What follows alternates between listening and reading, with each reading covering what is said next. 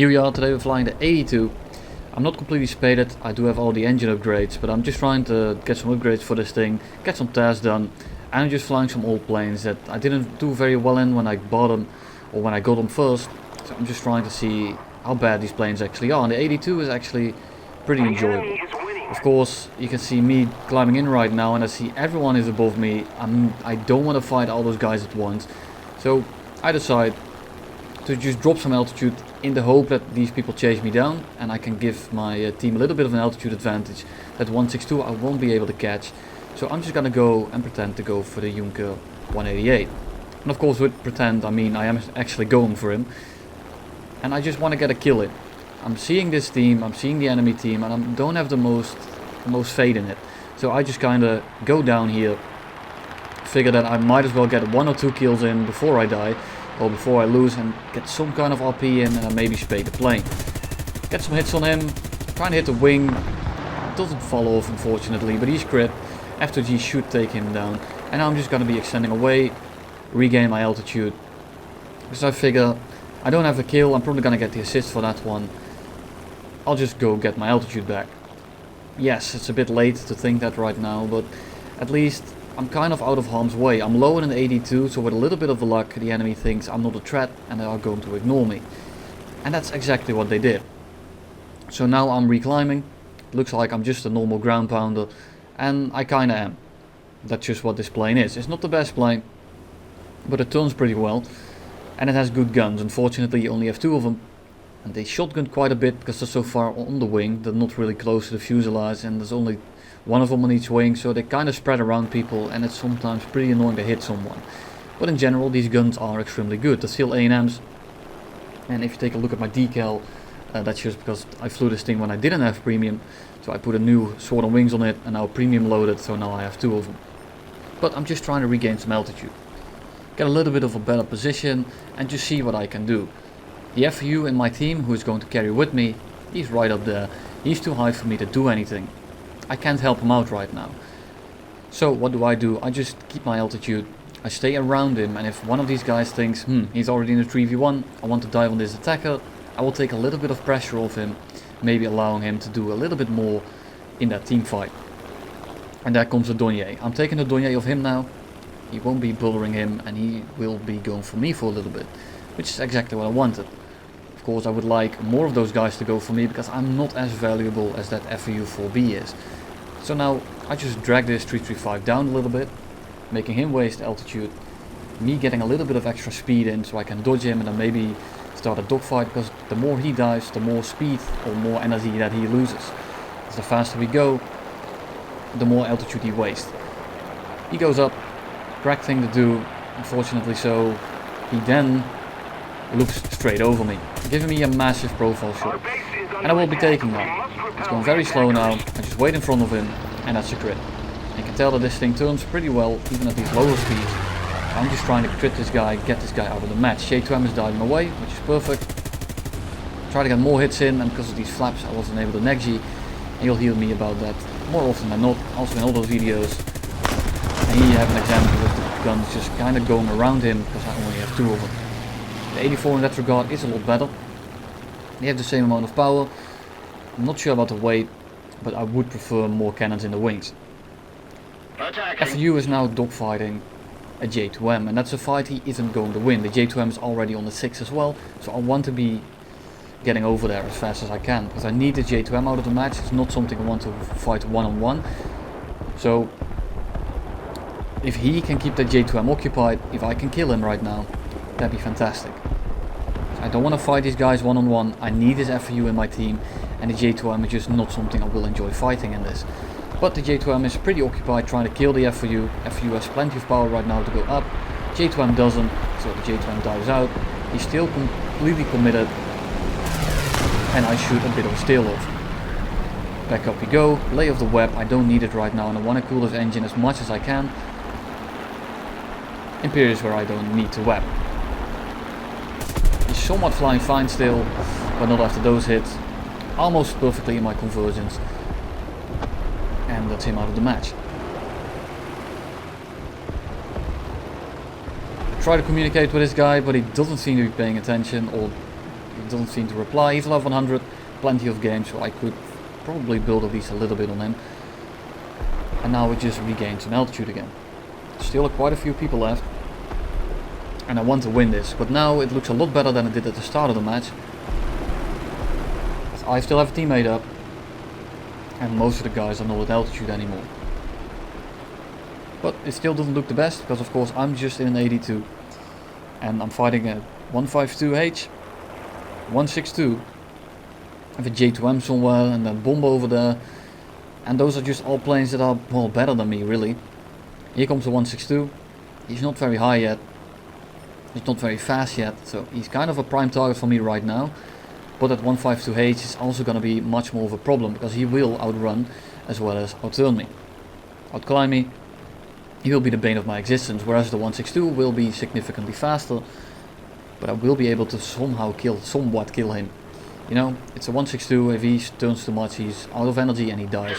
The 152H, if he gets above me, I'm basically toast. So I want the 152 out of the match right now. I'm instructing the 4B to go for the 162. Because he is closer to him and I'm closer to this guy, relatively speaking. So with a little bit of luck we kill both of them right here. The 152H doesn't have a lot of energy right now, and I just go up and use my turn rate, drop back down on him. He tries to go vertical here, he just doesn't have the energy to do so. And now I'm on a 6, he's extremely slow. Now we'll just be sticking on 6. The 152H might turn very well, it might have some really good stall control. The thing is, if you get something that's slower on your 6, even a 152H will have trouble shaking you off. And here comes the 162. I have two guys on my 6. The 4B is right above me, so I'm expecting him to go for those two guys. And I will go head on with the 162 here. Go head on, pop a few rounds off, get a crit on him. And that's an engine. Oil leak or something, he's not going to be up much longer. And a 162 with any kind of damage is basically impossible to fly. So he's out of the match for now. He will have to land, he will have to restart, take off again, and that will cost him a lot of time. And then regain his speed, his altitude, which will also cost him a lot of time. So we have quite a bit of time here to kill the J2M as well as the 152. And there's two of us. Spitfire dies to the 188, unfortunate, but not a problem. And the 152H is now slow, low, and the 4B is boom and zooming in. So what do? I kind of climb away from the 4B in the hope that the J2M goes for him. Yes, this is a little bit scummy, but I can't fight the J2M one-on-one. And if that J2M keeps climbing, he will kill me. And then he will be on the deck versus the J2M, a 162. So I don't want that. So I'm using the J2M here. I'm using the FU so that the J2M can dive on him. And after the J2M starts diving, he should be compressing. He shouldn't be able to kill the FU very quickly. And thus, I will be able to clear his ass, which is exactly what I will be doing here in a second. J2M starts diving, so I make sure that I chase after him. J2M breaks off, smart thing to do, he wasn't gonna get a shot. He goes head on with me, I try to neck G, don't get the shot in, and he goes down again for the FU. If the J2M had gone for me right there, he might have been able to kill me. But instead he goes for the FU and gives me the 6 of him. So now I can just chase him down. If I'm a little bit faster, I will compress less at these speeds. He just flies straight, crit him, shoot his tail off, cut throttle a little bit to kill him as quickly as I can. Get a very awkward roll here, but that's just the AD-2. Shoot a little bit more, get another hit, and at this point I'm pretty low on ammo. I have 50 rounds per gun left. So I don't want to waste too much ammo on him, but then I set him on fire. A&M2 is doing work. And that's him out of the match. Now the only fighter left is the 162. My 4B is back to base. And I will show you a little trick in dealing with very fast planes that have abysmal acceleration and pretty bad retention in the turn. And at this point I have 4 kills. I'm just going to let him take off. I'm just going to fly away from him because he's just going to sit on the base. I won't be able to kill him. He will just be able to J out before I reach him. And then the anti-air will just shoot me down. Take a quick look at his 160s to see that he has about 50 games in the thing, so he will probably not be stuck. He will have some kind of idea how to fly that thing, so I want to fly accordingly to that. Looking at his level and the planes he played and how he does in them, I'm kind of making a battle plan right now. What will he do? What will I do in return? And I'm expecting him, first of all, to of course regain some altitude and fly back over the airfield. He has been playing it relatively smart so far. He's been using his speed, he's been using wide turns, and he's not really turning with me. So with that in mind, I want to push him down, I want to keep him down. But he turns around, he goes for the airfield just as expected. So I just turn around, and I'm just gonna speed this up because it's a lot of empty footage. And I don't want to bore you with that, as per usual. So the 162 is just getting some speed up. He's doing the right thing, he's not prop climbing. So I'm expecting him to go all the way around the map. I see his dot right now. You might not be able to see it because this is 4 times speed. And I'm chasing him. I'm cutting him off for a little bit. I will not be catching him in the long run. But I want to make him believe that I'm committed. I want to chase him as long as possible. He's the last guy left. And then we start doing the thing that kind of screwed him over. I'm gonna be turning away from him. I'm going to be giving him my 6. And when people see this, a lot of them will instantly turn around after you. Especially after you chase them for a little bit. Because now they think, okay, now it's my time to press on the attack. And he does a turn. And he's turning now just after a climb, which is exactly what I wanted him to do. He's now very slow, he just did a turn, and the 162 acceleration as well as retention is absolutely abysmal. So he's probably not going very fast right now. And now we go head on. And the last time we went head on, I crit him and he had to land. So I'm expecting him to not take the head on. I notice that he's not doing it, so I will just turn before he passes me. Because he really doesn't want to go head on with me, his guns are nowhere near me, and that allows me to just slot in on the 6, only 200 meters away. And at that point you're basically toast. He won't be able to defensive fly. If he has to dodge me at all, the 162 will just bleed too much energy. Try to tap fire because I still have another guy left, but that's the 162 dead. And trying to make a prediction like that, it's just mostly guesswork. I kind of got lucky that he did what I expected him to do, but I can't really teach you that. That's just having a lot of experience and just taking a guess.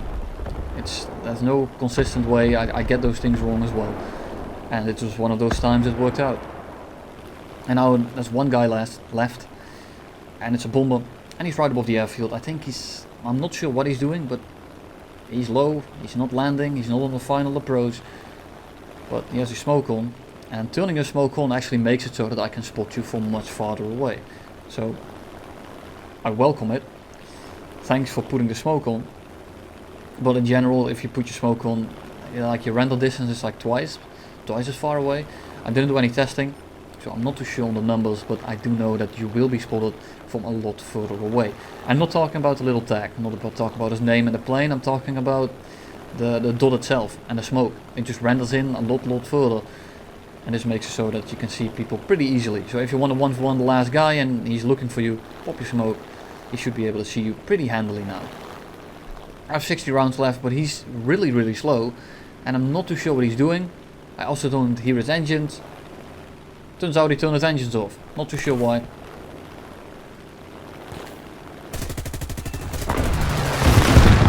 I got set on fire by his 13mm, which is pretty unfortunate. But he's dead, and at this point it doesn't matter if I die or not anymore. Because, well, we already won. And there's another guy in my team. He died longer before me, and I just put the fire out. So it doesn't really matter. And that's 6 kills. Kind of a carry.